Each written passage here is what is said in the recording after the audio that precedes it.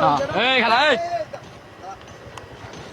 চল ভাই আমাদের সামনে পূজা হইতেছে, প্রত্যেক বাসায় আমরা 50,000 টাকা করে দিতেছি, আর যারা ব্যবসায়ী আর 1 লাখ করে দিতেছে। 1 লাখ টাকা দে। 1 লাখ টাকা? হুম 1 লাখ টাকা মানে বুঝলাম না। 1 লাখ টাকা পূজা মানে কিসে, মানে পূজার টাকা 1 লাখ দিতে হবে মানে বুঝলাম না। পূজা হইতে সামনে আমরা মালমুল খামো, চিরমিল করবো, বুঝছ না? দেটাই দেখলাম। ও আপনারা মানে মাল খাবেন বলতে আমি বুঝলাম না।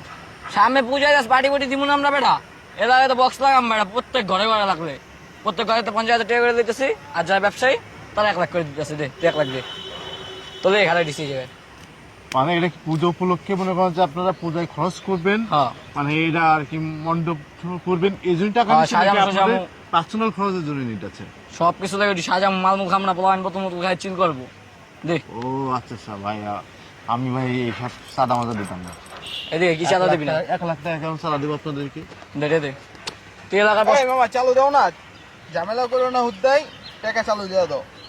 তুই এলাকায় তোর একটা ফ্লোর আছে, একটা বাড়ি আছে, হ্যাঁ। তুই 1 লাখ টাকা দিবি, এটা তো এত বাজে কে? এই এলাকায় একটা বাড়ি আছে, গুলশানে একটা আছে, তো হ্যাঁ। থাকতেই পারে আমার বাড়ি। এবং আবার অফিসও আছে তোকে, দেখ না কে? দে 1 লাখ টাকা তো বেশি চাই নি তুই, তেল লাগতো 5 লাখ। 1 লাখ কি আপনাদেরকে আমি মনে করেন 50,000 টাকা তো দূরের কথা, 20,000 টাকা আমি দিতে পারবো না। কত দিবি? আপনারা আমার কাছে সাদা নিয়ে আপনারা মদ খাবেন বা নেশা করবেন, এই টাকা তো আমার কাছে নাই।